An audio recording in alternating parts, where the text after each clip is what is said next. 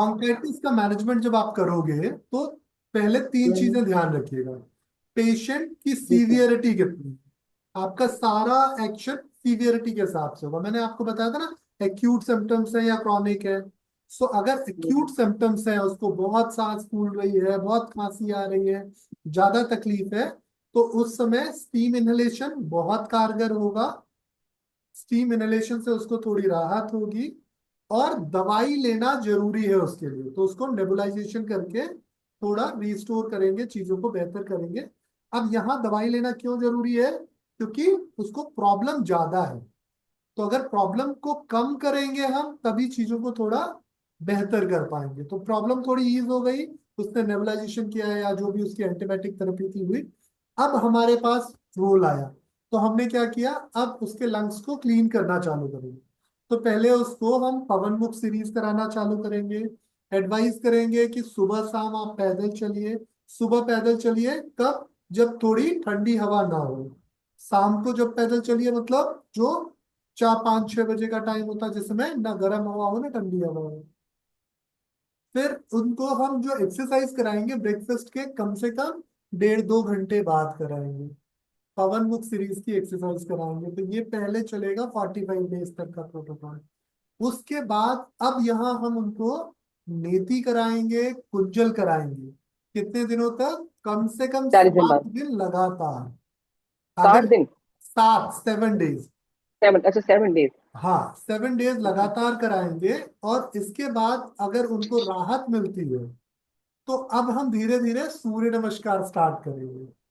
तो नेति और कुंजल एक साथ हाँ, मतलब एक। पहले नेति करेंगे, नेति के बाद कुंजल करेंगे। नेति इसलिए कर रहे हैं हम, जिससे नेजल पैसेज क्लियर हो और सांस अच्छे से अंदर जा पाए। कुंजल इसलिए कर रहे हैं जिससे लंग्स में जो ब्रोंकस में जमा हुआ फ्लेगम है वो बाहर निकल सके। तो नेति कुंजल ये दोनों चीजें हम करेंगे, जिससे चीजें बेहतर होंगी। ठीक। अब इसके बाद अगला जो स्टेप होगा हमारा, वो धीरे धीरे, अगर सूर्य नमस्कार लायक है तो सूर्य नमस्कार पे ले जाएंगे। सूर्य नमस्कार लायक नहीं है तो हम क्या करेंगे फिर, तब फिर हम उनको धीरे धीरे ना थोड़ा स्ट्रेन वाली एक्सरसाइजेज, जैसे डायनामिक एक्सरसाइजेस कराएंगे। ये डायनामिक एक्सरसाइजेस बहुत हद तक उनको हेल्प करेंगी। सो डायनामिक एक्सरसाइजेस जब आप कराओगे, तो आप देखोगे कि उनका जो गैसियस कंजप्शन है, जो ऑक्सीजन यूटिलाइजेशन है, वो ग्रेजुअली बढ़ेगा। तो ताकत बढ़ेगी, ताकत बढ़ेगी तो सांस की तकलीफ कम होगी, मेटाबॉलिज्म अच्छा मिलेगा। तो अब उनको इन्फेक्शन धीरे धीरे कम होने लगेगा, धीरे धीरे जो उनका सीवियरिटी है वो कम होने लगेगी। और फिर हम धीरे धीरे क्या करेंगे, उनकी कार्डियोवास्कुलर स्ट्रेंथ को बढ़ाते जाएंगे। तो यहाँ पे हमें 40 सूर्य नमस्कार तक एकदम से नहीं पहुंचना, लेकिन 3 4 महीने में जरूर पहुंचना है। तो जब हम 40 सूर्य नमस्कार पे पहुंच जाएंगे, तब हमें सिर्फ मौसम चेंज होते वक्त 7 दिन कुंजल करना होगा, नेति करनी होगी। और अच्छे से सूर्य नमस्कार एक्सरसाइज, ये आपका जो गोमुख आसन वाला है या ऊष्ट आसन वाला है, या मत्स्य आसन वाले आसन, ऐसे आसन जो चेस्ट को अच्छे से ओपन करके पल्मोनरी आर्टरी पे ब्लड फ्लो बेहतर कर सके। तो ये चीजें करेंगे और देखिए कितना मैजिकली चेंज आ जाएगा। तो सर सीजन एक बात चेंज करनी होगा। थी मेरे पास। हाँ जी सर, बता दी, पहले आप बता दी। सीजन चेंज होगा तो 7 दिन कुंजल जरूर कराइएगा, ये पूरे जीवन भर रहेगा। सर एक जब बार आसन फिर सीजन, से बोल। आसन में गोमुख आसन अच्छा है, ऊष्ट आसन अच्छा है।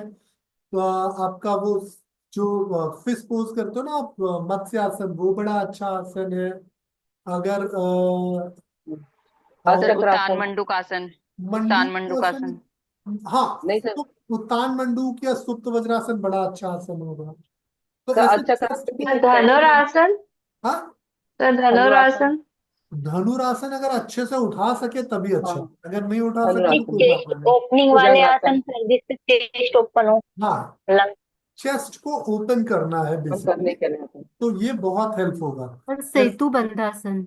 सेतुबंद आसन में इतना चेस्ट नहीं ओपन सेतु, नहीं। नहीं सेतुबंद नहीं होगा, सेतु और सेतुबंद चक्रासन में, होता है। सर बोस्टर के साथ किया तो होता है ना सर ओपन। हाँ, मत्स्यासन। भूतों के साथ करो, वो तो फिर मत्स्यासन मत्स्यासन वाली बात होगी ना, उससे ज्यादा अच्छा मत्स्यासन में रिजल्ट मिलेगा। अगर सर आप इसके मत्स्यासन सहारे काम भी करो। करेगा? जी, मत्स्य आसन। हाँ बोला ना मैंने, मत्स्यासन बहुत अच्छा आसन है। तो हमें ज्यादा आसन नहीं चुनने हैं। प्रैक्टिकल क्लास में आपने यही सुना सीखा होगा कि कम आसन करो लेकिन उसको ज्यादा बार करो। तो आपको बहुत वैरायटी नहीं सर्व करनी है, कुछ ही पॉस्चर्स को रिपीट अच्छे से करना।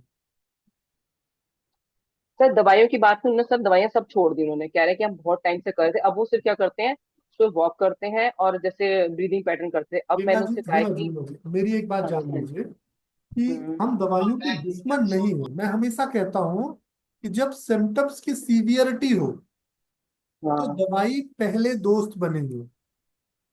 सिम्टम हम्म। की सीवियरिटी में दवाई पहले दोस्त बनेंगे।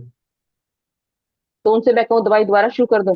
अगर सिम्टम सीवियर है, ज्यादा खांसी नहीं आ रही है, सीवियर नहीं है, नहीं नहीं नहीं, नहीं सीवियर नहीं, उन्हें कह रहे कभी कभी म्यूकस बहुत ज्यादा बनता है, कोई बात पहले से नहीं। काफी बेटर है। अगर कभी कभी वाली बात है तो कोई बात नहीं।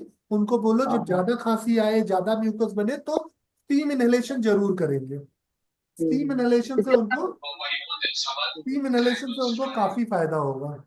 क्योंकि उन्होंने मुझे सारे टेस्ट दिए थे, मैंने सारे टेस्ट उनके पढ़े थे, तो वो जी, कह रहे थे अब काफी हमें रिलीफ है, बस ये है कि कभी कभी म्यूकस बहुत ज्यादा बन जाता है तो उससे कोई खांसी बात छिड़ नहीं, जाती है। कोई बात नहीं। उनको अगर म्यूकस ज्यादा तो बन मैं रहा है तो कोई चिंता की बात नहीं है। उनको आपको ट्राई करना है कि ज्यादा स्टीम इनहेलेशन कराओ, तो उनसे ठीक है सर। म्यूकस जो है वो पिघल के बाहर आ जाएगा। ठीक है बाकी सर। एक्सरसाइज मत कम करने ये कहा है, क्योंकि एक्सरसाइज हम्म, कम कर देंगे तो फिर इन्फेक्शन बढ़ जाएगा। जी ठीक है, ठीक है, ठीक है। थैंक यू सर, ठीक है, थैंक और- यू सर। हाँ, और अगर सिम्टम्स बहुत एक्यूट हो तो फिर दवाई बहुत जरूरी होती है। इस चीज को मेरी हमेशा ध्यान रखिएगा, किसी भी बीमारी में अगर एक्यूट सिम्टम्स हैं तो योग से बेहतर है कि पहले दवाई। इसीलिए मैंने आपको आयुर्वेद की दवाएं भी दी हैं कि दवाई जो है वो पेशेंट को योग करने लायक बना देगी, फिर दवाई छूट जाएगी। जैसे उनको सर म्यूकस का आपने इसमें लिखा है कि अगर हम उनको देते हैं कि रिड्यूस कफ और सपोर्ट लंग्स के लिए ये तालीस आदि चूर्ण जो था ये दे सकते हैं हाँ, क्या उनको? बिल्कुल दे और सकते हैं। शीतोप्लादी भी क्योंकि उसमें बिल्कुल भी दे कफ सकते हो हैं अगर जाएगा। उनको बहुत फ्रीक्वेंट जैसे रेनाइटिस जैसा रहता है, नाक बंद हो जाती है, दे सकते हैं। शीतोपलादी बहुत अच्छे रिजल्ट देगा। अणु तेल तो डाल क्योंकि सकते अब हैं, बड़ा अच्छा रिजल्ट होगा। ठीक है तो सर, इसीलिए मैं उसको ना मैं सोच रही थी इनको ये दोनों दवाइयां कर दूं कि ताकि उनके म्यूकस बनना हो जाए, बिल्कुल, बिल्कुल, कंट्रोल में हो बिल्कुल। जाए। ठीक है देखिए, sir, thank you medicine sir. जब आपको लग रहा है कि चीजें इंप्रूव हो रही हैं तो हाँ आयुर्वेदिक जी। मेडिसिन देने में कोई बुराई नहीं है। हाँ हाँ ठीक है सर, लेकिन मैं जब इनको कर सीवियरिटी दूंगी। हो, बहुत एक्यूट कंडीशन हो, तो सिर्फ आयुर्वेदिक मेडिसिन से काम। नहीं नहीं, अब तो काले काफी बेटर है सर, उन्होंने मुझे बताया। ठीक है। वैसे आयुर्वेदा क्रॉनिक डिजीजेस में बहुत हेल्पफुल है। चलिए, तो आगे चले, हम आज की बात करते हैं। लास्ट क्लास में हमने बात की थी हाइपो और हाइपर थायराइडिज्म में। आज हम बात कर रहे थे थोड़ा साइकोसोमेटिक डिस्टरबेंस जो आती है, जिनको मैं बीमारी नहीं मानता। जैसे किसी को डिप्रेशन है, किसी को एंजाइटी हो रही है ना, इनको मैं बीमारी नहीं मानता। किसी को नींद नहीं आ रही है, इसको मैं बीमारी नहीं मानता। तो क्या मानता हूँ? मैं मानता हूँ कि इंसान का जो सबकॉन्शियस ब्रेन है वो थोड़े गलत तरीके से प्रोग्राम हो गया है। जब भी किसी इंसान को साइकोसोमेटिक डिस्टरबेंस देखने को मिलती है तो इसका मतलब है कि उसका ब्रेन थोड़ा गलत तरीके से प्रोग्राम हो गया। तो उसकी प्रोग्रामिंग को बेहतर कर दीजिए, उसके ब्रेन को रिवायर कर दीजिए, तो आप देखोगे बड़े मैजिकल चेंज दिख जाएंगे। तो ये मैजिकल चेंज कैसे पॉसिबल होगा, इसको एक बार समझिएगा। कैसे पॉसिबल होगा ये मैजिकल चेंज? तीन तीन चीजें करनी पड़ेगी। पहली चीज, मेहनत। दूसरी चीज, अच्छा पोषण। और तीसरी चीज, आत्मविश्वास। अगर आपने किसी भी साइकोसोमेटिक डिस्टरबेंस में, चाहे वो इंसोम्निया हो, चाहे वो आपका डिप्रेशन हो, एंजाइटी की कंडीशन हो, पोस्टमार्टम डिप्रेशन हो, ऐसी कोई भी कंडीशन, इन तीन चीजों से निश्चित सफलता मिल जाती है। तो पहली चीज, अच्छा, मेहनत। अब दिक्कत क्या आती है पता है? ऐसे लोग मेहनत करने से बचते हैं। उनको लगता है कि हमारे पास ताकत नहीं है, गिर जाएंगे, एनर्जी नहीं आ रही है, सांस नहीं आ रही है, ऐसे बहुत तरह तरह के आपको वो एक्सक्यूज देंगे या कारण बताएंगे या प्रॉब्लम दिखाएंगे। कई बार ऐसा लगेगा उनको ब्रीदिंग डिफिकल्टी बहुत ज्यादा हो गई। ये सब कुछ वास्तव में प्रॉब्लम नहीं है। एंजाइटी कोई बीमारी नहीं है, सिर्फ ब्रेन आपको अपनी बात मनवाने के लिए परेशान कर। जैसे आप देखते हो छोटा बच्चा आपका थोड़ा अगर बदमाश हो जाए तो बात बात में क्या करता है, रोने लगता है। आप 2 बार उसके रोने पर रिस्पॉन्स कर दो तो तीसरी बार वो और जोर से रोएगा।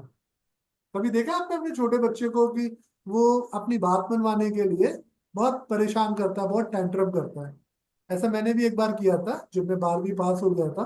तो ग्रेजुएशन में मोटरसाइकिल खरीदने के लिए मैंने भी एक टेंट्रम किया कि मैं खाना नहीं खाऊंगा।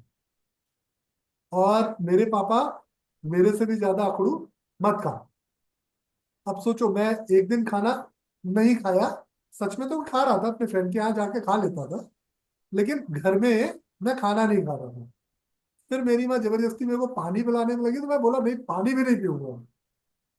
और मैं अपने फ्रेंड के यहाँ जाके खा भी रहा था, पानी भी पी रहा था, एकदम मजे से रह रहा था। एक दिन बीत गया, दूसरे दिन दोपहर तक फिर जब मैं अपने घर में कुछ खाया पिया नहीं तो मेरे पापा थोड़ा सा पसीज गए और फाइनली उन्होंने बात मान ली। लेकिन जब वो बात मान लिए तो मुझे क्या करना पड़ा, नाटक करना पड़ा कि वो मेरी बात मान रहे हैं। क्या नाटक करना पड़ा कि मेरे को चक्कर आ रहा है, एनर्जी नहीं हो रही है, ये हो रहा है, वो हो रहा है। सो ये बेसिकली जैसे मैंने किया था वैसे ही हमारा ब्रेन हमको परेशान लेकिन कर। तो एंजाइटी कोई बीमारी नहीं है, ब्रेन का परेशान करने का तरीका है। अगर किसी को एंजाइटी हो रही, मानो उसको सांस फूल रही है, उसको ऐसा ब्रीदिंग डिफिकेशन डिफिकल्टी दिख रही है, आपको कुछ नहीं हो रहा, आप उसकी बॉडी में परफेक्ट ऑक्सीजन जा रहा है, कहीं कोई प्रॉब्लम नहीं हो रही। ऐसा लगेगा उसको एकदम हार्ट बहुत तेज तेज बीट कर रहा है, कोई चेंज नहीं आ रहा। उसका बीपी थोड़ा बहुत हो सकता है ऊपर नीचे हो जाए, कोई चेंज नहीं आ रहा, एकदम सब कुछ ठीक चल रहा है। तो इससे प्रॉब्लम क्या होती है, सिर्फ क्या होता है, बॉडी थोड़ी डर जाती है और क्या करती है, ब्रेन की बात मान लेती है। ब्रेन क्या मानना चाहता है, आराम करो, उसके मन का काम करो, उसके मजे के लिए काम करो। और इस वजह से होता है एंजाइटी। तो जब ब्रेन के मजे मन का बात मान लेते हो आप तो ब्रेन खुश। तो ये डिप्रेशन का स्टेट क्या है, डिप्रेशन का स्टेट है ब्रेन कुछ काम नहीं करना चाहता, अपनी एनर्जी इन्वेस्ट नहीं करना चाहता, इसलिए आपको स्लो डाउन रखना चाहिए। तो डिप्रेशन में आपको पेशेंट को जबरदस्ती करके छोटे छोटे पीसेस में बाहर निकालना होगा, पैदल चलाना होगा, जॉगिंग, रनिंग, एक्सरसाइज। सो लगना पड़ेगा। तो ये तो जाहिर सी बात है कि एज ए एक्सटर्नल थेरेपिस्ट आप नहीं लग सकते, पर जो उनके करीबी लोग हैं उनको आप समझा सकते हो कि देखो बिल्कुल निश्चिंत रहो, इसको कुछ नहीं होने वाला, ये कहीं नहीं मरने वरने वाली। इसको जबरदस्ती ले जाओ, बाहर ले जाओ, है ना, इसको मॉल में चक्कर कटाओ, जबरदस्ती जस्ती पैदल चलाओ। जितना ज्यादा पैदल चलाओगे उतना फायदा होगा। फिर जितनी मेहनत करा सकते हो कराओ, जितना अच्छा न्यूट्रिशन वाला खाना दे सकते हो दो, तो चीजें बेहतर हो। हम क्या होता है डिप्रेशन में यूजली ऐसा खाना खाते हैं जो टेस्टी हो।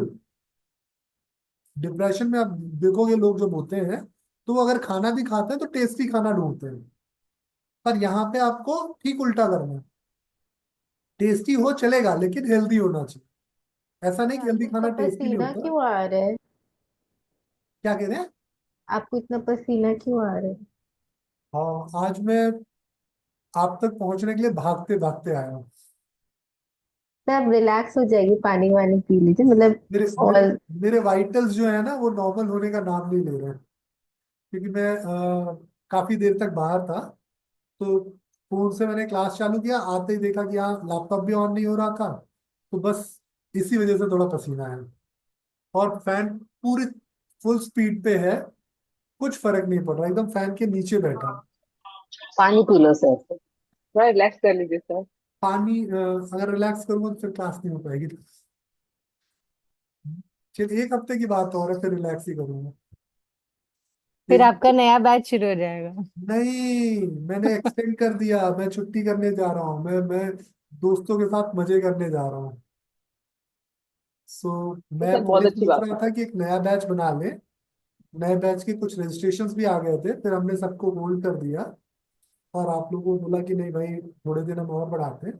और पॉजिटिवली इस फ्राइडे या सैटरडे से मैं अपने दोस्तों के साथ जा रहा हूँ मस्ती करने। तो ये बहुत सर जरूरी खूब है। एंजॉय कीजिए जाके, जरूरी है ये भी लाइफ में। हाँ नहीं, ये जरूरी है। मैं सीजन के एक बार साल में कभी ना कभी अपने लिए जीता हूँ थोड़े दिन।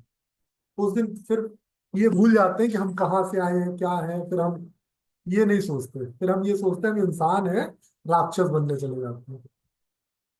चलिए खैर, आते हैं सब्जेक्ट पे।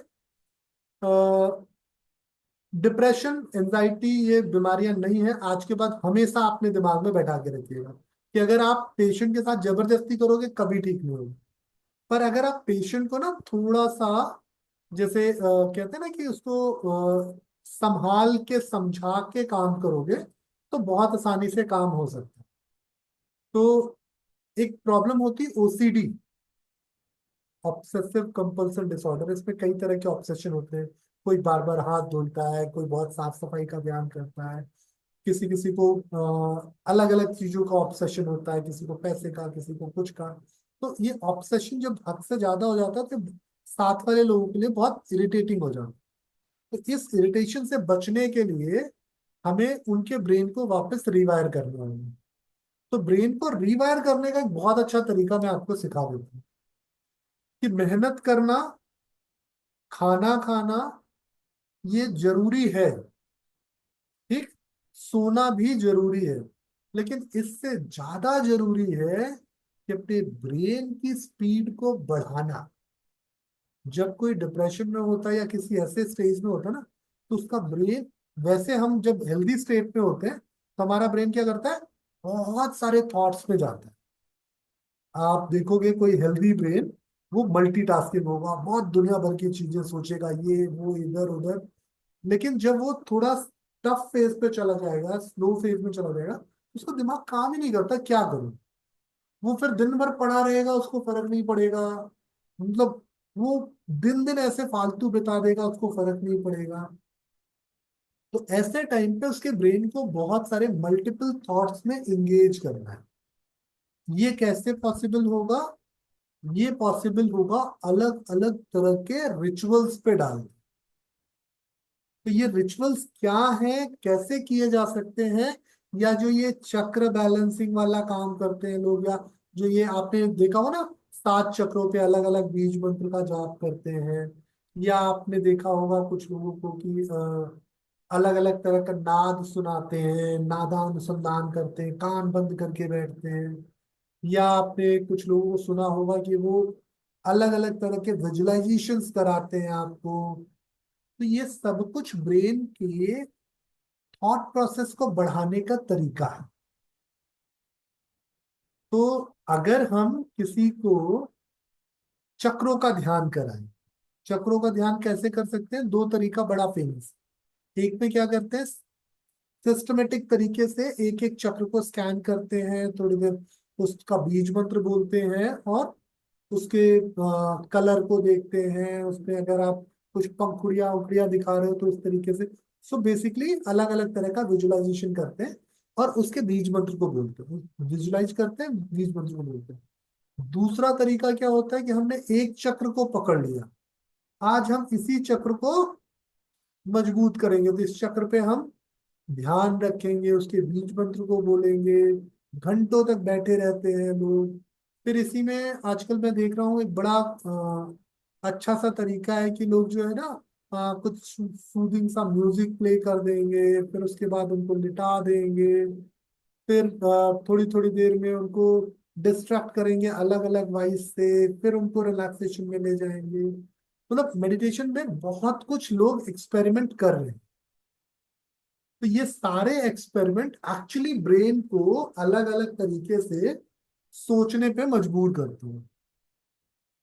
तो आपको क्या करना है कि 21 दिनों तक लगातार उनको त्राटक में बैठाना है रात को, जिससे उनकी नींद अच्छी हो जाए। और रोज सुबह के समय अलग अलग तरीके के ध्यान में डाल। तो 21 दिन 21 तरह के ध्यान अगर नहीं कराना चाहते तो 5-7 तरीके के ध्यान आप चुन लो और रोज अलग अलग तरीके का ध्यान कराओ। जैसे किसी दिन आपने पंच तत्वों का ध्यान करा दिया कि सारा पृथ्वी तत्व आपका फिजिकल बॉडी है, आपका सारा मस्कुलर पार्ट है। फिर उसके बाद आपने अग्नि तत्व को बताया कि ये आपके सारे सिक्रीशंस हैं, ये स्टमक में सिक्रीट हो रहा है, ये हो रहा है, ऐसे विजुलाइज कराते हैं ना कि जल तत्व आपके ब्लड वेसल्स में बह रहा है, सारा लिक्विड है। वायु तत्व को आप बताते हैं कि ये आपके बॉडी में जो एयर जा रही है। सर ये हमें नहीं आता, आपके पास है, आप शेयर कर सकते हैं? ये आप खुद डिजाइन कर सकते हैं, मैं आपको पूरा हाँ। उसका वो बता देता हूँ कि देखिए मेडिटेशन डिजाइन करना बहुत मुश्किल नहीं है। वो तो है, बट ये वाला मैंने कभी नहीं करवाया। तो हाँ। इसमें क्या होता है कि इंसान को हम बैठाते हैं। शक्तिमान ठीक। में दिखाते थे, अगर किसी को याद हो तो। हाँ बिल्कुल बिल्कुल सही पकड़ा है आपने। तो वो शक्तिमान में जब वो बैठता था तो अलग अलग तत्व बनते थे। ये बड़ा अच्छा तरीका है विजुअलाइजेशन का। तो इसमें क्या है कि हम उसको बैठाते हैं, फिर उसको नेचर से कनेक्ट करने के लिए उसको कहते हैं। तो इसमें अक्सर जो है ना कंफर्टेबल कपड़े पहनाना चाहिए। बहुत टाइट कपड़े, बंधे हुए कपड़े ऐसे ना हो, जितना हो सके लाइट बैठा हो। और मतलब बॉडी की ब्रीदेबिलिटी अच्छी हो, तो उनको हम ये तत्व उनके शरीर के माध्यम से कहते हैं कि भीतर ले जाना है। तो जैसे आप जब आंखें बंद करके बैठे, आपने पहले क्या देखा? पृथ्वी देखी। पृथ्वी कितनी विस्तृत है, पहाड़ है, इतना मरुस्थल है, इतने खेत हैं, इतनी बिल्डिंग्स हैं। अलग अलग तरह की पृथ्वी हमने अनुभव की। पथरीली मिट्टी है, बड़ी चिकनी मिट्टी है, अलग अलग तरह की मिट्टी। और फिर ये मिट्टी हमारे शरीर के भीतर है। तो अब हमने क्या किया, अपने सारे मस्कुलोस्केलेटल सिस्टम को उस मिट्टी से कवर करना चालू कर दिया, लेप लगाना चालू कर दिया। तो हम मन से उस मिट्टी को अपने सारे शरीर पे फील कर रहे हैं। तो हम यहाँ पे क्या कर सकते हैं कि जो अंग जिस तरीके का हो उस पे उस तरह की मिट्टी लगाने के लिए कह सकते हैं। जैसे चेस्ट आपका भारी है, भुजाएं भारी, नेल है, तो अगर तो आप ककड़ीली पथरीली मिट्टी वो सब पहाड़ों वाली मिट्टी बोल सकते हो। जिस पार्ट में आपको चिकनी मिट्टी चाहिए तो नदी के किनारे की मिट्टी बोल सकते हो, रेतीली मिट्टी। जहाँ गर्मी चाहिए, लाइक पेट में, डाइजेशन में आपको गर्मी चाहिए, तो ये रेतीली मिट्टी है, बहुत गर्म है। ये चिकनी मिट्टी है, ये ठंडक दे रही है, ठंडी मिट्टी है। ये उपजाऊ मिट्टी है, फर्टाइल मिट्टी है आपके रिप्रोडक्टिव सिस्टम में। ब्रेन में आप रख सकते हो ऐसी मिट्टी जो सूदिंग इफेक्ट देती हो। तो आप काली मिट्टी, दोमट मिट्टी, तो अलग अलग तरह की मिट्टियां पूरी बॉडी में आपने उनको स्थापित करा है। अब उसके बाद मिट्टी के बाद दूसरा तत्व आता है अग्नि तत्व। तो आपने अग्नि तत्व अलग अलग तरह की आगे दिखाई है ना। एक आपके गैस के चूल्हे पे आग लगा हुआ है जिससे खाना बनती है, और एक आग जो है एक फैक्ट्री को पूरा जला के भस्म कर दे रही है। तो खाने को पकाने के लिए थोड़ी सी अग्नि, ये क्या है? आपके हॉर्मोन्स हैं। तो अलग अलग ग्लैंड से आपने ये अग्नि सिक्रीट कराई जो आपकी बॉडी में कैटलिस्ट का काम कर रहे हैं, एक्टिवेटर्स का काम कर रहे हैं। फिर डाइजेस्टिव फायर, जिसमें आपने जो भी कूड़ा खाया था सब भस्म हो गया और सब कुछ एकदम प्योर मिला आप आपके सिस्टम को, जिससे आपकी बॉडी एनर्जी ले रही है। फिर आपने मिट्टी के बाद उनको जल दिखाया। तो जल में कई तरह का जल है। आपके नल से आने वाला जल जो आपकी प्यास बुझा रहा है, नदी का जल जो आपको शीतलता दे रहा है, खुशी दे रहा है। हाँ, वहीं पे आप देखो बाढ़ का जल कितना हड़कंप मचा दे रहा है। तो बाढ़ के जल से अपने ब्लैडर को खाली कर देना, अपनी सारी गंदगी को इस बाढ़ में निकाल देना है। और अपने शरीर को शीतल जल से, नदी के जल से भर के फील करना। एक नदी की जल की धारा आपके सारे ब्लड वेसल से ट्रेवल कर रही है। तो जल तत्व हो गया। जल तत्व के बाद फिर आता है आपका वायु तत्व। तो वायु तत्व में हम पहले ही समझा देते हैं कि हमारे नाक से हवा जा रही है तो ये प्राण वायु है, ये अपान है, ये ध्यान है, ये उदान, ये समान है। अगर आप पहले नहीं भी समझाए हो तो आप अलग अलग एक वायु का स्पेस बता सकते हो कि यहाँ पे ये वायु है, और ये वायु ये काम कर रही है, आपके टॉक्सिन्स निकाल रही है, ये आपको एनर्जी दे रही है, ये आपको। तो इसी तरीके से आपने वायु तत्व। उसके बाद आता है आकाश तत्व। आकाश तत्व जो है वो खाली जगह है, जहाँ पे असीम संभावनाएं हैं कुछ भी नया कर गुजरने का। तो आपके हर एक सेल के भीतर आकाश तत्व है, जहाँ पे काले बादल नुमा कचरा भरा पड़ा है। तो आपको इन काले बादलों को हटाना है और वापस नीले आकाश को देखना है, वो खाली जगह इंजॉय करना है। तो लंग्स में अगर क्लीन करना है तो लंग्स की सेल्स को क्लीन कर दिया, स्टमक की सेल्स को क्लीन कर दिया, किडनी को क्लीन कर दिया, रिप्रोडक्टिव क्लीन कर दिया, मसल्स को सारी क्लीन कर दिया। हर एक सेल में आकाश तत्व है। और फिर इन सारे पांच तत्वों का परफेक्ट बैलेंस है। अब फिर धीरे धीरे उनको वापस लाइए, एनर्जेटिक बना दीजिए। तो ये एक विजुअलाइजेशन का तरीका होता है। इसी तरीके से अलग अलग बहुत तरह के ध्यान है। मतलब मैंने तो क्या बताऊं, आप सब तो योगा टीचर है, आपने देखा होगा कि लोग आजकल ध्यान में इतने एक्सपेरिमेंट कर रहे हैं कि पूछो नहीं। कितने तरह के ध्यान देखे आपने। सर एक नया आया आजकल, शेडो वर्क। इसमें क्या करते हैं, एक काली परछाई दिखाते हैं। पता नहीं सर, मैंने किया नहीं, but I think it's all about कि आप याद करते हैं कि आपने हाँ पहले उस सिचुएशन में आप कैसे थे और क्या हुआ था, और फिर उसके बाद हाँ, वो तो आप फिर उसमें जैसे क्या पास्ट चेंजेस चाहते हो। पास्ट तो लाइफ आप, रिग्रेशन में जैसे करते हैं वैसे ही। नहीं, आपने लिखना है, क्वेश्चन पूछने हैं अपने आप से हाँ हाँ कि वो आप जब इस सिचुएशन में थे तब आपने क्या फील किया था, वो हाँ। लिखो। और क्या आपको बेटर करना चाहिए था, फिर अब वो लिखो, और फिर जो नया सेल्फ है उसके साथ जुड़ जाओ। ये भी समथिंग लाइक दैट। अच्छा तरीका है। पॉजिटिव अफर्मेशन जिस तरीके से काम करते हैं, ठीक उसी तरीके से ये भी काम करें। तो मतलब मेडिटेशन में बहुत एक्सपेरिमेंट्स हो रहे हैं। मतलब मैंने देखा है कि लोग मेडिटेशन में मतलब सर सोलो पंचकोश ट्रिप्स तक ध्यान करा देते होता है हैं। ना। कभी आपने सोलो ट्रिप की है मेडिटेशन में? मेडिटेशन सोलो में ट्रिप मतलब? आप बैक पैक करके निकल गए गोवा घूमने। नहीं सर, विपश्यना करके आई हाँ, थी, बस वही बहुत है। नहीं नहीं, मेडिटेशन में बैठ के। हाँ, हाँ आप सर। मेडिटेशन में बैठे विजुलाइज हो। करेंगे कि हम कहीं जा रहे हैं, विजुलाइज करेंगे कि हम ओके, कहीं नहीं जा रहे हैं। किया कभी सर। हाँ, आप बैठे हो तो पर शायद प्रॉपर आपको शायद ये इंस्ट्रक्शन शादी आ के रहा बाद है भी कि अब आप सर मेट्रो ये में अच्छा लो, मेडिटेशन होगा बहुत। लीजिए। हाँ सर आप हम तो स्वर्ग जाके आ सर जाते मेडिटेशन इतना में। करवा ही दीजिए, देखिए हमें भारतीय गोवा की गलियां घुमाइए। तो ये मतलब बहुत तरह की चीजें आजकल हो रही हैं।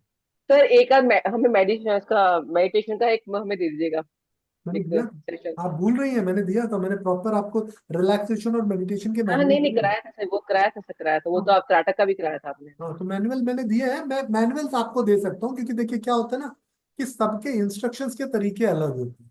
भारती मैम भी करवाते हैं, तो थोड़ा सा आप भी शेयर करो कुछ। हाँ अभी भारती जी ने बताया ना कि वो तो स्वर्ग स्वर्ग के दर्शन करा के वापस लाती हैं। उनके थोड़े सेंटेंस क्या ये है भी सर ये भी के। बहुत अच्छी चीज है। I can also share, I have many recorded तो सेशंस, आई कैन ये शेयर। ये जो है आप सबको बहुत कारगर होगा। अलग अलग तरह के ना आप मेडिटेशन टेक्निक्स पे अपनी मास्टरी लेके आए। तो ये ओशो का एक वगैरह भी होते मरमरी हैं का, ना।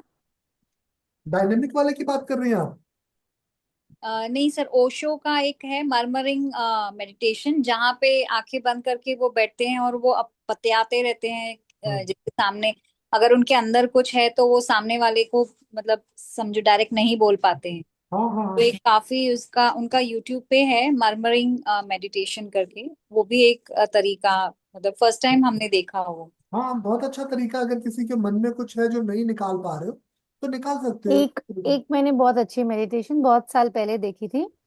उसमें क्या था कि if you have any grudges with your parents, हाँ तो उसने बोला था कि you have to visualise that your parent, whether they are living और they are not there, visualise there in front of you, and whatever you have to say, जो भी आपके ग्रजेस है वो उनको बोल के, और देन यू मतलब उनको फॉरगिव करके हाँ, एंड लेट देम गो। अरे बहुत इट्स सारे वेरी लोग हैं गुड फॉर हीलिंग। सर जिनको मैं गिल्ट होता है ना कि उन्होंने अपने पेरेंट्स के साथ सही बिहेव नहीं किया, या लास्ट मिनट पे वो कुछ अच्छा कहना चाहते थे लेकिन वो हेजिटेशन में नहीं कह पाए, या फिर वो ईगो में नहीं कह पाए। कि गौर गोपाल दास ने भी इस पे बहुत बोला है। गौर गोपाल दास के साथ भी सेम सिचुएशन थी ना, वो अपने फादर के साथ काफी टाइम तक डिटैच रहे, और फिर जब फादर की डेथ हुई तब वो फादर के पैर पकड़ के रोए। तो पर ये कभी कभी ना अगर किसी को माफ नहीं कर पाते हैं तो हाँ, फिर वो भी चैनलाइजिंग इमोशंस करके अच्छा सा हो जाता है उसमें। वो हम्म मतलब रो के दे फ्लश आउट पूरा अच्छा सा हाँ हाँ एकदम। बिल्कुल बिल्कुल, मुझे याद है। मुझे किसी का कॉल आया था, मैंने किसी को किसी समय थोड़ा हर्ट किया था, तो उसका 4 साल बाद कॉल आया कि फाइनली उसने मुझे माफ कर दिया, मेडिटेशन में ही जाके।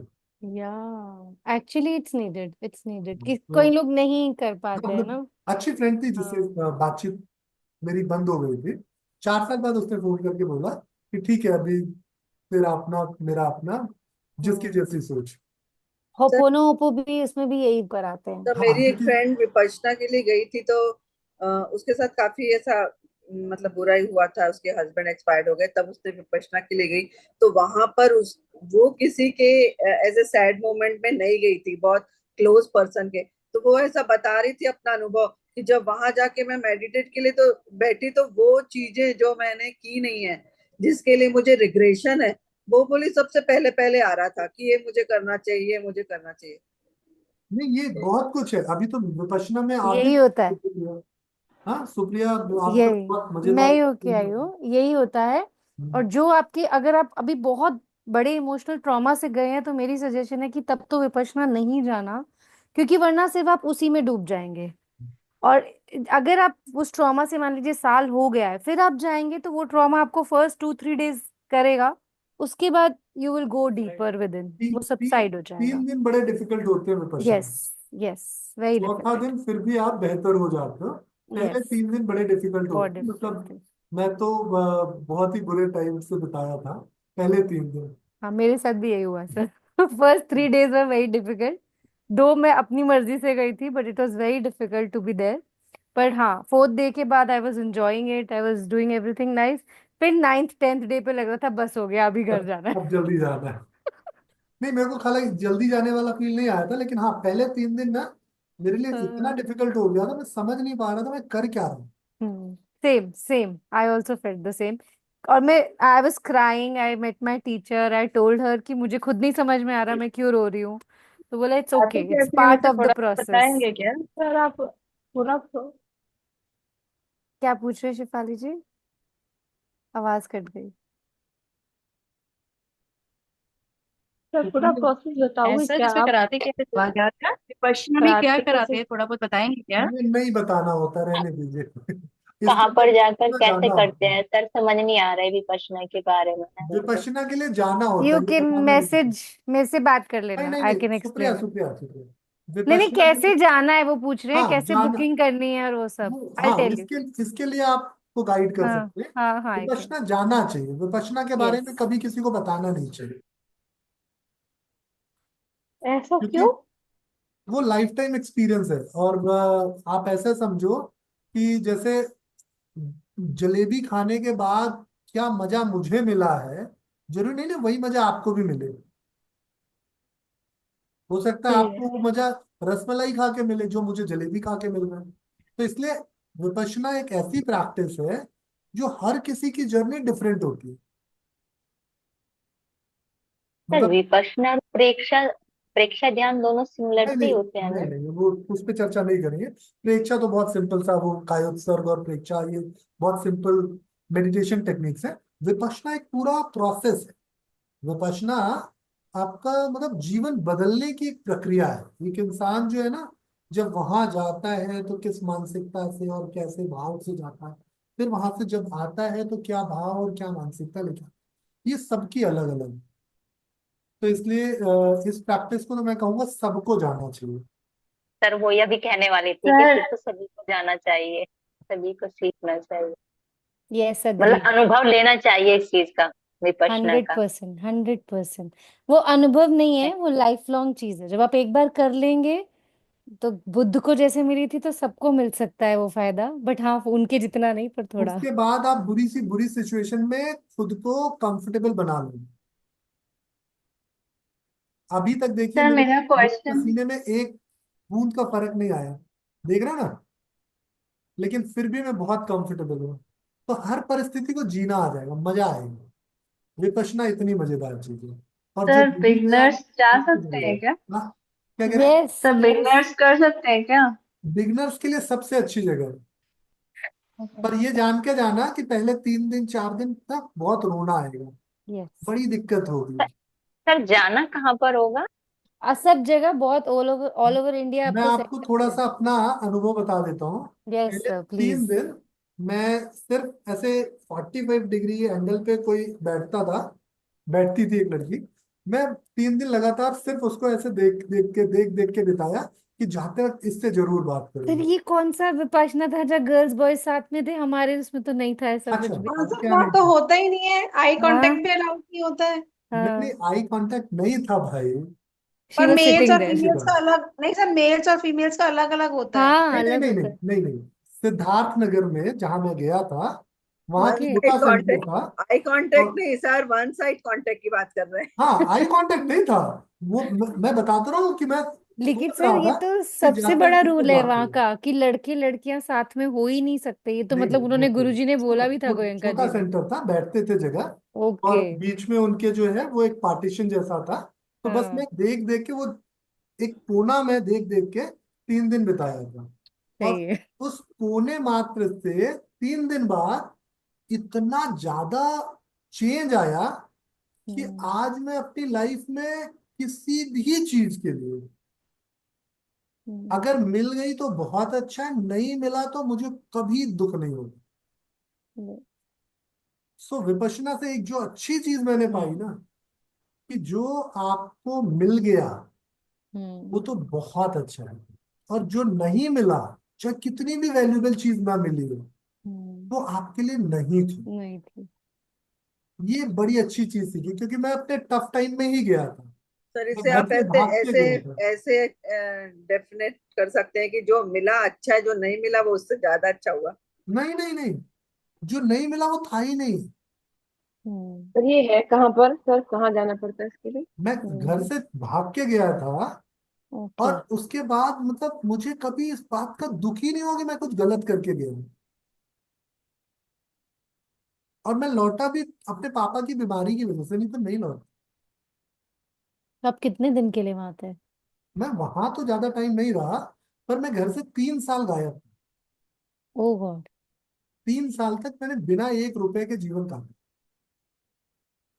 तो तब आप यही सब कर रहे थे? हाँ, बस इधर उधर घूमता रहता था, जहां मुफ्त में खाना मिल जाए हम, हमारा डेरा वहीं जम जाता था। एक सिटी से दूसरे सिटी जाने के लिए हम लोगों से दोस्ती यारी बनाते थे। जो कोई मिल जाता था कि हमें भी ले चलो, हम भी चलेंगे। तो 3 साल तक बिना पैसे के, और ऐसा एक दिन भी नहीं हुआ जिस दिन एक टाइम खाना ना मिले। सर आपने स्टडी भी कर ली और ये सब, तो ये सब चीजें 3 साल ये मिल कैसे समय एडजस्ट ये हुआ? ये क्योंकि ये पढ़ाई, डॉक्टरी की ये पढ़ाई पे तो तीन फिर वो साल 3 साल जो है ना, पढ़ाई करने के बाद गया जीवन से तंग आके। मतलब कुछ ऐसा हुआ जीवन में जिसके लिए मैं तैयार नहीं। घर वालों ने मेरी शादी कर दी, और जिसके लिए मैं तैयार नहीं थी। शादी करने के बाद आप गए कि हाँ, बिफोर? तो शादी सर आपकी वाइफ की क्या गलती? नहीं, उनकी उनकी कोई गलती नहीं। तो मैं तीन उनका, साल उससे भी तो ये दूरी सहनी होगी। वो लंबी कहानी है, उस पर नहीं नहीं, पड़ते। मतलब ठीक है, देखिए, लंबी कहानी है। बट ये बात मतलब जैसे आपने कोई एक्ट किया पर उसका रिएक्शन उधर ज्यादा हो ना, दिस एक्ट नहीं इज वो फ्रॉम नहीं वो नहीं योर वो साइड। नहीं वो। मैं अटैचमेंट के पहले ही चला गया था, सर अटैचमेंट। आपका नहीं सर था, वाइफ तो सर वही है ना आपकी अभी भी। वाइफ का होगा ना सर। दोनों तरफ अटैचमेंट नहीं था, उसको सब कुछ बता के गया था, ऐसा नहीं किसी को धोखे में रख के नहीं गया। मतलब झूठ बोल के धोखे में रख के नहीं गया। सर ये तो आप वापस आ गए, नहीं तो जैसे बुद्ध भगवान गए फिर आए, ये तो बड़ी बात हो नहीं जाती बुद्ध ना। भगवान भी वापस आए थे। आए थे लेकिन एक वो होने के बाद वो जिस रूप में आए थे वो। मेरी मेरी वाइफ मेरे वापस आने के तुरंत बाद मेरे पास नहीं आ गई थी। हम्म। मेरी वाइफ, जर्नी रही होगी। हाँ मतलब ये पूरा एक फेज था जो हम्म, धीरे धीरे धीरे धीरे हुआ।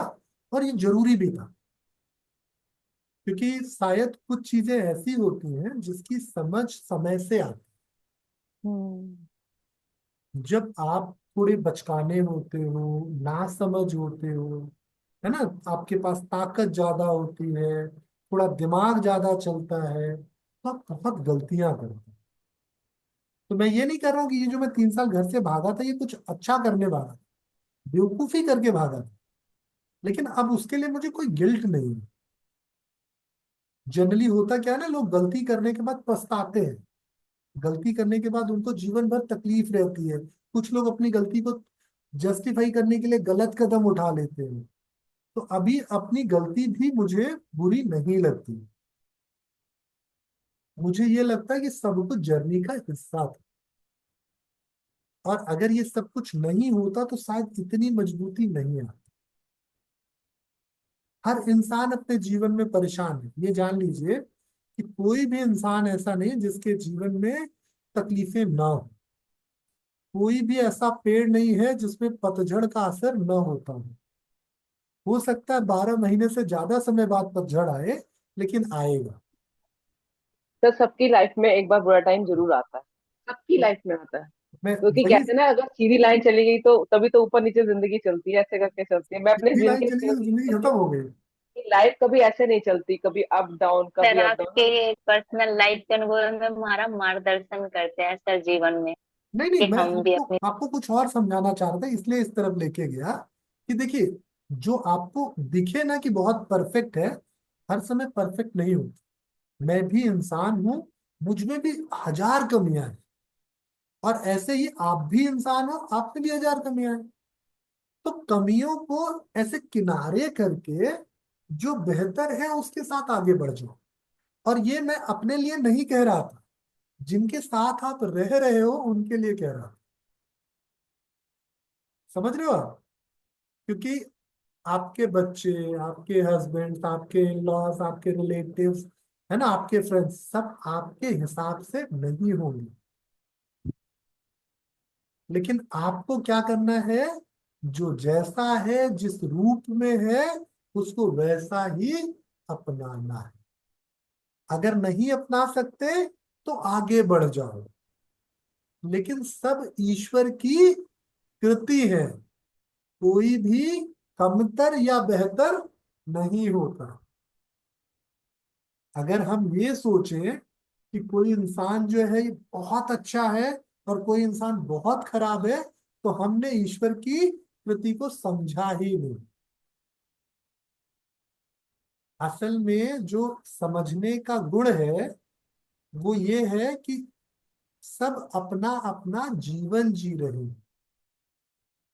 जिसकी जैसी जीवन में लिखाई है वैसा ही उसकी गति होगी। अगर उसके जीवन में तकलीफें लिख के आई हैं तो क्या होगा, ये तकलीफें जरूर मिलेंगी। और अगर तकलीफें नहीं लिखी है तो क्या होगा, सुख भी मजेदार नहीं होगा। मैं ऐसे तकलीफों के साथ जीना होगा। बहुत सारे लोगों को जानता हूं जिनके जीवन में कोई दुख नहीं है, लेकिन जीवन जीवन जैसा नहीं है। और ऐसे सर वो सिर्फ बच्चे होते हैं, और ये मेरे रूम में मेरी बेटी आके यहाँ पे डांस कर रही है अभी।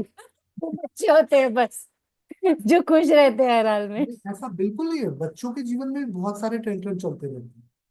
अगर बच्चा आपका 14 साल से बड़ा है तो उसके जीवन में भी बहुत सारे टेंशन है। बस ये है कि वो उस टेंशन को कितना सीरियसली ले रहा है। अब ये बच्चा जैसे कर रहा है वैसे ही आप बड़े भी कर सकते हो, कोई मुश्किल काम नहीं है। अगर आपकी लाइफ में कोई बड़ा टेंट्रम आया और आपने उसको आराम से निकाल दिया तो क्या होगा, आपको एक बड़ी अच्छी चीज मिल जाएगी कि आप उससे प्रभावित नहीं होंगे। और अगर कोई बड़ा टेंट्रम आया और उससे प्रभावित हो गए तो फिर आप उसी के आसपास घूमते घूमते जिंदगी तबाह कर दोगे। तो ये जीवन में हम सबके लिए बहुत जरूरी सीख जो मैंने सीखी थी विपाशना से, कि कोई परफेक्ट नहीं होता, किसी के पास सब चीज बेहतर नहीं है। हम जिसको Like देख रहे in हैं, short, everything is destined. कह यस, सकते हैं, बिल्कुल। हम बचपन से सीखते थे कि हाँ, हम उसकी इजाजत के बगैर एक पत्ता भी नहीं हिलता, लेकिन हम बड़े हो जाते हैं और फिर सोचते हैं ये भी मैं कंट्रोल कर लूं, वो भी मैं कंट्रोल कर लूं, सब कुछ मैं कंट्रोल।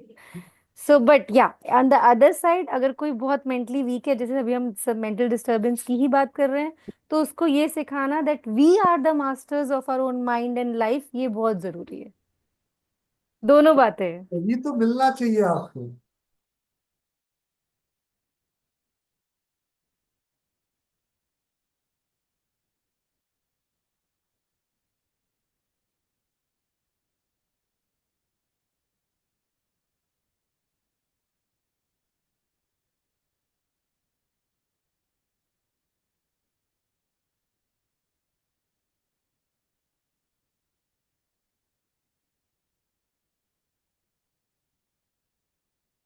जाता है।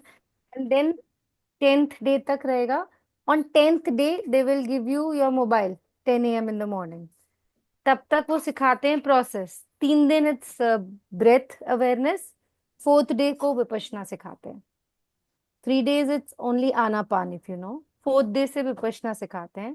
फिर 4th to 10th day you are doing that, but या 9 डे तक ही होता है। 10th डे को बिकॉज फोन मिल जाता है, और उसके बाद then you are talking also, because उससे पहले तो आई कांटेक्ट भी अलाउड नहीं है, कि आपको किसी की तरफ आंख उठा के भी नहीं देखना है। बट डोंट वरी, ऐसा नहीं है। जैसे मान लीजिए मुझे खाने में मिर्ची नहीं चाहिए थी, तो मैंने क्या किया, मैंने उनको, जो वहां पे धम्मा सेविका बोलते हैं उनको, तो जो वहां पे हेल्पर्स हैं, जो खुद पहले विपश्यना कर चुके हैं, वो ही वहीं पे आके हेल्प कर रहे होते हैं। It's all free of cost, कुछ पैसे हैं नहीं इसके। तो वही लोग जिन्होंने पहले किया है वो ही सेविका बन जाते हैं, और वो ही आके बताएंगे आपको। और उनको फिर मुझे हेल्प, जैसे मुझे चाहिए थी कि खाने में मिर्ची नहीं चाहिए, तो मैं जब खाने के जगह पे थी, मैंने एक जो वन ऑफ द सेविका से कॉर्नर पे जाके बोला मुझे मिर्ची नहीं चाहिए, तो दे सॉल्व दैट। और फिर उसके अलावा अगर आपको कोई और प्रॉब्लम है, तो आपको अपनी टीचर से बात करने का फुल छूट है। और टीचर से बात करने के 2 टाइमिंग फिक्स होते हैं, जैसे आफ्टरनून में 12 to 12:30, और रात को 9 से 9:30, जिसमें आप टीचर से पर्सनल बात कर सकते हो जाके, कि कुछ अगर आपको कोई क्वेश्चन है, चाहे वो नहीं, मेडिटेशन से इसके रिलेटेड है। सेंटर्स कहाँ हैं इसके? All over India, all all over over world भी इंडिया, है। All over India, all all over over world world even. भी है अब तो, हाँ, क्योंकि मेरे जो एक जिनसे मैं जानती हूँ फैमिली के, वो तो ग्लोबल में ही पढ़ाते हैं, मतलब वो बाहर ही पढ़ाते हैं। तो ऑल ओवर वर्ल्ड भी है। बट इगतपुरी जो है यहाँ पे बॉम्बे के पास, 3 hours डिफरेंट डिस्टेंस है यहाँ पे, वो सबसे बड़ा और पुराना सेंटर है। उसके अलावा पुणे, दिल्ली के आसपास भी है, बहुत जगह है अब तो। तो जब शुरू हुआ था तो इगतपुरी से हुआ था। उसके बाद अब all over India centres, all over world centres है। आपको ऑनलाइन चेक करना पड़ेगा। यू कैन गो, वो साइट है विपश्यना की, और सर्च करो फिर कौन सा कोर्स आपको करना है। फिर उसमें अवेलेबिलिटी न्यू स्टूडेंट और ओल्ड स्टूडेंट, वो रेशियो भी रहता है।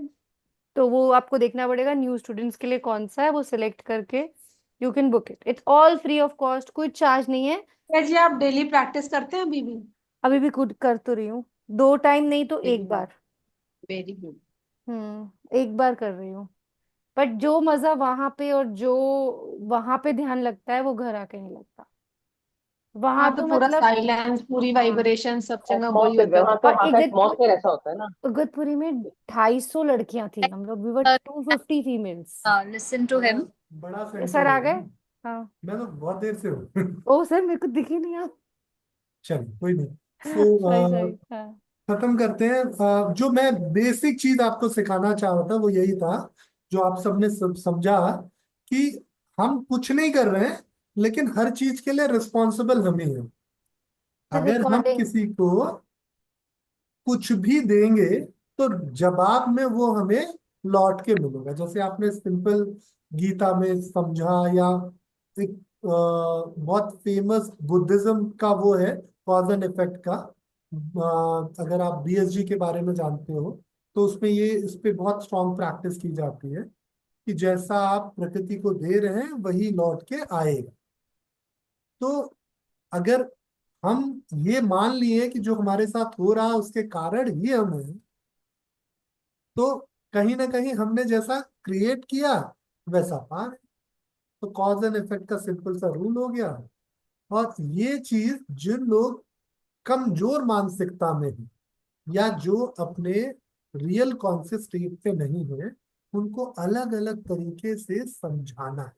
तो ये जो अलग अलग तरीके के मैं मेडिटेशन टेक्निक्स आपको समझा रहा था, इसका फायदा ये है कि आपके दिमाग को एक्टिव करेगा। आपके दिमाग में जितना ज्यादा सोचने की क्षमता बढ़ेगी, उतना आपका दिमाग पॉजिटिव तरीके से रिस्पॉन्स करने लगेगा।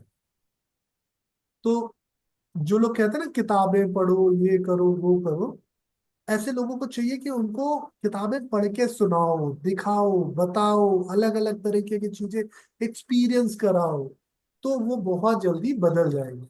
इसीलिए आप देखो, ये जो डी एडिक्शन सेंटर्स होते हैं ना, ये इतने ज्यादा अच्छे नहीं है। या फिर आप जैसे देखो, ये जो लोग ऐसे छोटे कैंप्स और रिट्रीट्स करते हैं, ये बहुत मजेदार होते हैं। कभी आप अगर किसी 5-7 डेज के रिट्रीट पे चले जाओ, तो आप अपना सारा डिप्रेशन वहां छोड़ के आ सकते हो। क्यों? क्योंकि वहां आपके पास करने के लिए बहुत कुछ होता है, और आपको जज करने वाला कोई नहीं होता। 90% टाइम हम यही सोच के किसी से बात नहीं करते कि वो पता नहीं क्या सोचेगा, पता नहीं उसने क्या समझा, उसने उसका क्या अर्थ लगाया। तो ये बहुत जरूरी है कि हमें किसी भी चीज के फायदे नुकसान को सोचे बिना काम करना जारी रखें। अगर हम फायदा नुकसान, जैसे कहते हैं ना, कर्म किए जा फल की इच्छा न कर, तो अगर डिप्रेशन से बाहर आना है, तो फल की इच्छा न करके सिर्फ कर्म करना, और पक्का आप डिप्रेशन से बाहर आ जाओ। डिप्रेशन कोई बीमारी नहीं है। तो लेकिन डॉक्टर्स तो नहीं बताते ना ये पेशेंट्स को। सर भी दवाइयाँ मेडिटेशन कितने टाइम तक कराना चाहिए, और कितने मतलब कितने टाइम वैसे तक कराना चाहिए जब तक मेडिटेशन? जब तक जरूरत हो, मतलब टाइम, अच्छा आप ऐसे बोल लो 10 मिनट, 15 मिनट, ये देखिए, इसका कोई रूल नहीं है। जितने देर आपको लगे कि आपका जो स्टूडेंट है, जो पेशेंट है, वो फोकस कर पा रहा है, वो कंफर्टेबल है, तो कराओ, नहीं कंफर्टेबल है तो छोड़ दो। तो कंफर्टेबिलिटी बहुत जरूरी है। इसमें डॉक्टर्स भी बिल्कुल मेडिटेशन मना ही करते हैं ना, क्योंकि उनका जो कंसंट्रेशन स्पैन ऑफ टाइम जो है वो बहुत ही लिमिटेड होता है। They can not. इसीलिए तो हम उनको मेडिटेशन नहीं करा रहे हैं ना, इसलिए हम उनको विजुअलाइजेशन करा रहे हैं। उनको हम अलग अलग चीजों में डिस्ट्रैक्ट कर रहे हैं। हम उनको फोकस नहीं करने को बोल रहे हैं। उनको ये नहीं बोल रहे इसको पकड़ के बैठो। हम ये बोल रहे हैं ये गाइडेड भी करो। मेडिटेशन करा रहे हैं सर हम उनको, गाइडेड। हाँ, हम बोल रहे हैं ये भी फील कर लो, ये भी फील कर लो, ये भी हो रहा है, ये भी हो रहा है। हर चीज को समझो, दिमाग को चलाओ। हमने ये पर नहीं कहा इसके कि दिमाग को रोको। जो दिमाग को रोकने की प्रथा है, वो वास्तव में मेडिटेशन है। इसके लिए डॉक्टर मना करेंगे, क्योंकि जब दिमाग को रोक दोगे तो दिमाग बहुत स्लो हो जाएगा। तो इसलिए जो ध्यान करना होता है, ऐसी परिस्थिति में या तो बोलना होता है, जाप करना होता है, या फिर कुछ सोचना होता है। अलग अलग तरह के रंग देखने हैं, अलग अलग तरह की साउंड सुननी है, अलग अलग चीजें रिपीट करनी है, अलग अलग चीजें अनुभव करनी है। तो दिमाग क्या होगा? एक्टिव होगा, तेज चलेगा। डिप्रेशन में मेनली क्या होता है? दिमाग का चलना धीरे धीरे कम हो जाए। तो फिर डिप्रेशन पेशेंट को मेडिटेशन नहीं करवाना? नहीं, उनको शांत नहीं बैठाना, वो शांत नहीं, बैठ उनको ऐसे कैंप्स कैंप्स नहीं भेजना जैसे विपश्यना है, भले नहीं, परीक्षा ध्यान। नहीं। ओके। ऐसी जगह पे उनको भेजने से ना, उनको थोड़ा, हालांकि इम्प्रूवमेंट जरूर आएगा। ये तो मैं जानता हूँ, जब इंसान खुद से जुड़ जाएगा ना, तो इम्प्रूवमेंट जरूर आएगा। लेकिन ऐसे लोग मानसिक रूप से इतने मजबूत नहीं होते कि खुद से जुड़ पाए। तो पहले थोड़े दिन उनको जैसे दवाई खिला के फिर इधर भेज दो, फायदा हो जाएगा। सर वही है ना कि आप किसी को मतलब एकदम से ऐसा ठंडे पानी में डाल दिया, उसके बदले आप थोड़ा थोड़ा उसे यूज टू करो, हाँ, देन वो प्रिपेयर हो जाए। यानी अगर असली मजा लेना है, उसका असली बेनिफिट उठाना है, तो फिर आप स्लो। और अगर ऐसे ही तो फिर ये जगह ऐसी कि आपको जरूर बेनिफिट मिलेगा, पर आप उसको वो इंजॉय नहीं कर सकेंगे। ऐसा सिर्फ देखिए, ऐसा सिर्फ एक विपश्यना नहीं है, क्योंकि मैंने बहुत एक्सप्लोर किया है। तो आप उनको ना अलग अलग तरह के आश्रम्स हैं, ऐसे अलग अलग वो हैं जहाँ अलग अलग तरह की साधनाएं होती हैं। जैसे एक बहुत अच्छी जगह मैं आपको बताता हूँ, गायत्री परिवार का है, जिस गायत्री परिवार का हरिद्वार में बना हुआ है शांति कुंज। यहाँ वो 9 हरिद्वार में दिन बहुत की, अच्छा है। हाँ यहाँ 9 दिन की 7 दिन की साधनाएं होती है ना।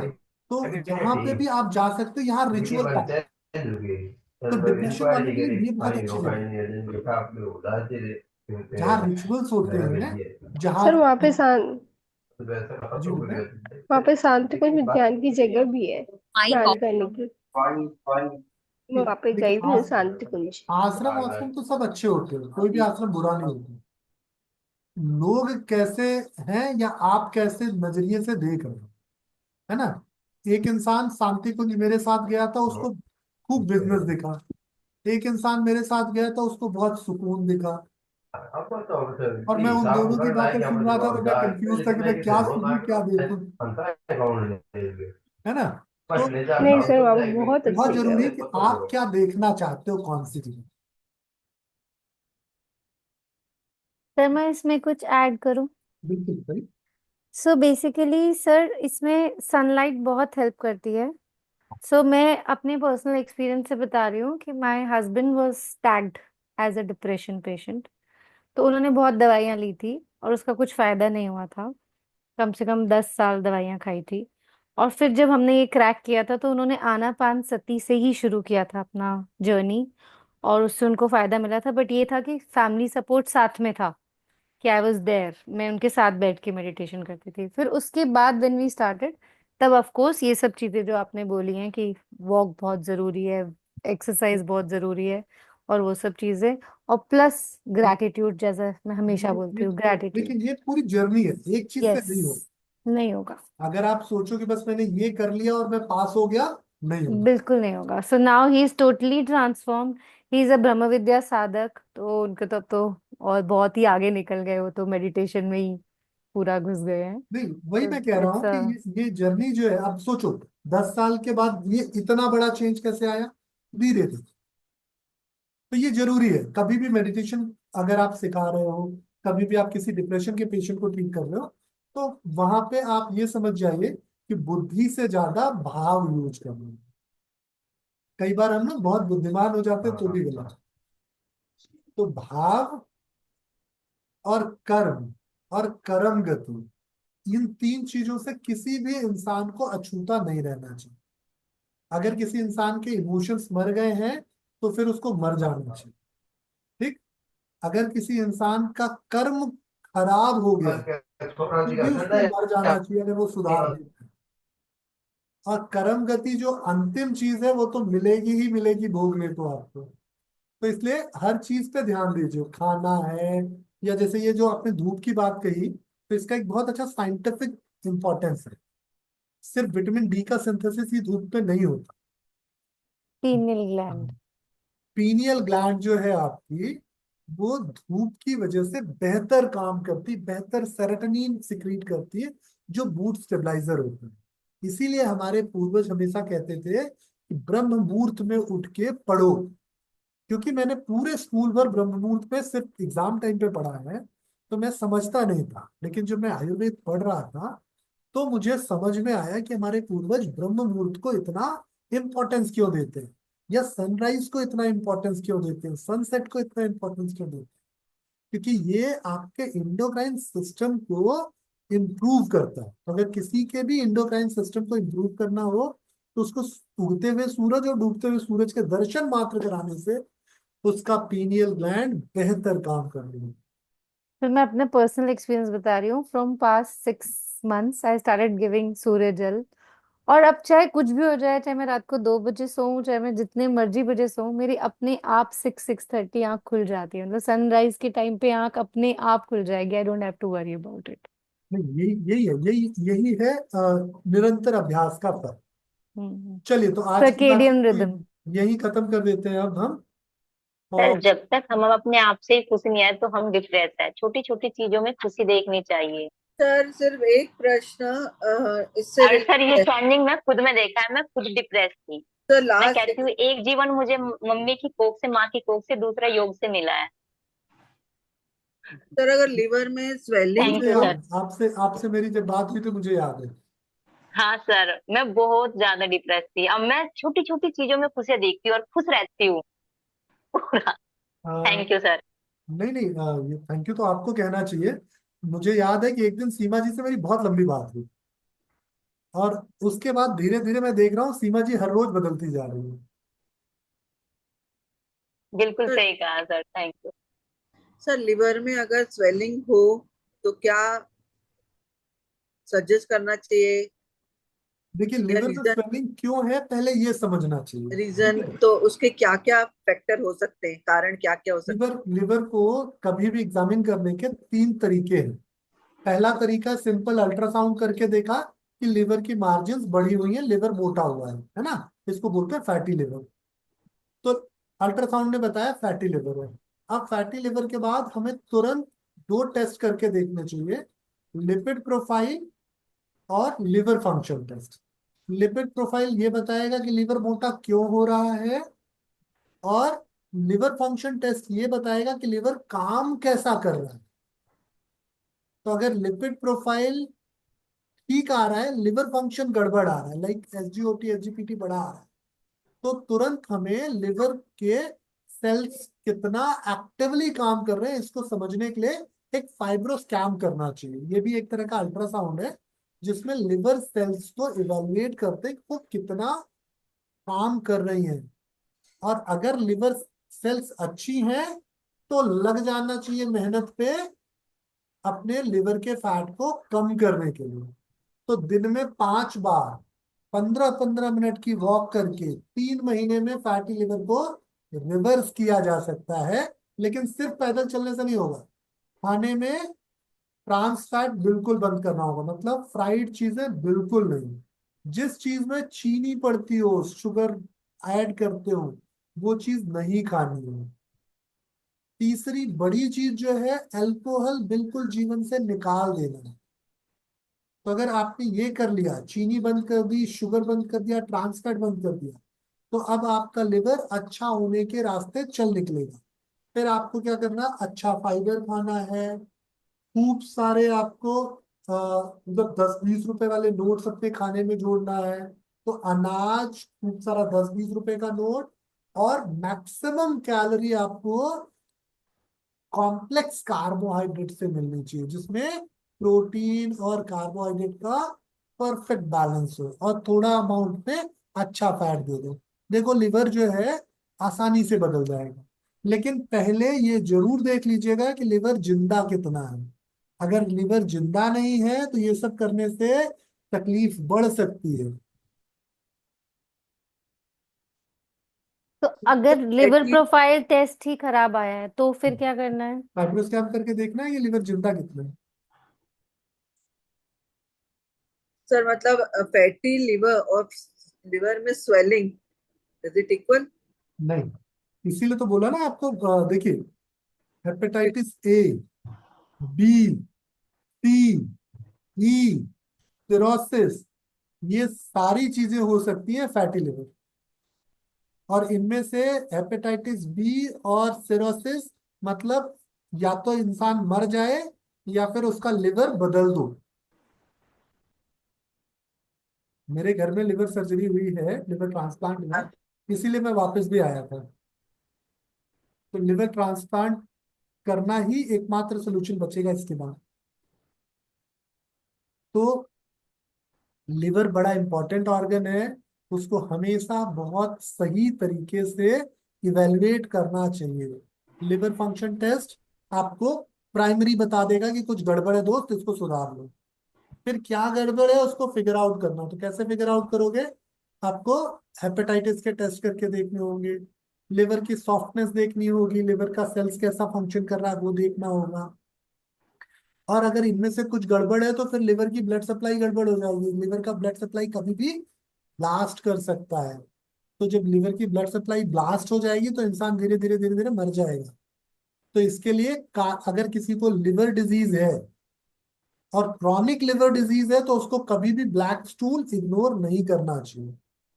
किसी को भी अगर काले रंग का स्टूल आ रहा है तो ये इमीडिएट बेसिस पे उसको हॉस्पिटल जाके इंडोस्कोपी करानी चाहिए। ठीक है, तो ये कुछ चीजें ऐसी हैं जो देखने में बाहर से बड़ी सिंपल लगती हैं लेकिन बड़ी खतरनाक हो सकती हैं। अगर किसी को अचानक से पैरों में सूजन आने लगे, पेट पे सूजन आने लगे, पेट पे पानी भरने लगे, तो ये बहुत डेंजरस साइन है। तुरंत अपने लिवर को इवेलुएट करो कि सब ठीक है या नहीं। ठीक है। तो फैटी लिवर सुनने में बड़ा छोटा लगता है, लेकिन है बड़ी बुरी बड़ी बुरी चीज। चलिए आज के लिए सर इतना बहुत ही। कॉस्टली भी होता होगा ना ट्रांसप्लांट लीवर? क्या कह रहे हैं? Costly sir? हाँ, तो 35-40 लाख रुपए लग जाते हैं सब कुछ, मतलब 22-25 लाख रुपए का पैकेज होता है। फिर अगर कुछ दूसरी कॉम्प्लिकेशन आ जाए तो फिर उसके लिए अलग खर्चा। तो आप समझो कि अगर आपके पास कोई अच्छा बड़ा हेल्थ इंश्योरेंस है तभी कवर हो पाएगा, और वो भी 5 साल पुराना हो तब। क्योंकि सीएलडी में ना वो 3 साल का तो उनका वही है वेटिंग पीरियड, 3 साल के बाद ही वो ऐसे ट्रांसप्लांट वगैरह वो को तो मैच approve भी करते हैं। होना चाहिए रहता है ना, लीवर मैच। जी, क्योंकि सर मैंने मैच मरते हुए भी देखी होना है चाहिए। एक लेडीज की मोना जी कंडीशन एक एक से करके बोलो लीवर प्लीज की। प्लीज। सीमा जी प्लीज। क्या कह रहे हो मोना जी? मैच भी होना चाहिए ना सर, लीवर हाँ, ये ट्रांसप्लांट के लिए। हमारे यहाँ अभी ऑर्गन मैच। ट्रांसप्लांट बहुत मुश्किल हो गया है। इसमें एक हाँ। तो ब्लड रिलेशन होना चाहिए, और दोनों का ब्लड ग्रुप सेम होना चाहिए। हालांकि सेम ब्लड ग्रुप नहीं है, और अगर फैमिली है तो एक क्रॉस मैच डीएनए करके एक प्रोफाइल होती है, जिसके जरिए हम दूसरा लिवर लगा के और पेशेंट को ना क्योंकि जिसको दूसरा लिवर लगता है उसको जीवन भर अपनी इम्यूनिटी कम करके रखनी पड़ती है, तो उसको इम्यूनो सप्रेसेंट मेडिसिन खानी पड़ती है। प्रोग्राफ पैनग्राफ करके मेडिसिन आती है जो इम्यूनिटी को रोक के रखते हैं, जिससे लिवर खराब ना हो। तो जब भी कोई ऑर्गन ट्रांसप्लांट होता है तो उस टाइम पे immune suppressant as a medicine खानी पड़ती है लाइफ लॉन्ग। तो फिर सर लीवर वो के बारे बीमार में भी तो मैंने पड़ते बहुत होंगे। ज्यादा केयर लेनी इम्यूनिटी पड़ती लो है। रहेगी तो बीमार भी तो पड़ते होंगे। उनका लाइफस्टाइल फिर उस हिसाब से हो जाता है ना, कि फिर वो फालतू लोगों से मिलते नहीं है, बहुत एक कंफर्ट जोन में रहते आपको हैं, है। अपना ध्यान रखते हैं। इसो सोचो कोई मर के दोबारा जिंदा हुआ है लिवर ये ट्रांसप्लांट ऐसे, लाखों का रोज। तो फिर वो क्यों सालू ही फालतू किसी भेड़ो से की। मिलेगा, क्यों भीड़ में जाएगा, क्यों किसी बिना ट्रस्टेड सोर्स का खाना या पानी खाएगा पिएगा। अभी हम सर्जरी पे भी बात करेंगे, ठीक है? तो कल हम जो है मस्कुलोस्केलेटल पेन्स देखेंगे, और फिर सर्जरी पे बात करेंगे। इस हफ्ते हम इसको सर खत्म करेंगे। ऐसी ऐसी डिजीज होने पर पता चलता है कि भगवान ने शरीर कितना अद्भुत दिया है, हमें कितना रेस्पेक्ट करना चाहिए इसका। सीमा जी साढ़े और दस बज ईश्वर के गए। प्रति भी क्रेडिट। 10:30 बज गए। जी धन्यवाद। सर, सर एक thank you voice sir. Message मैंने आपको भेजा है,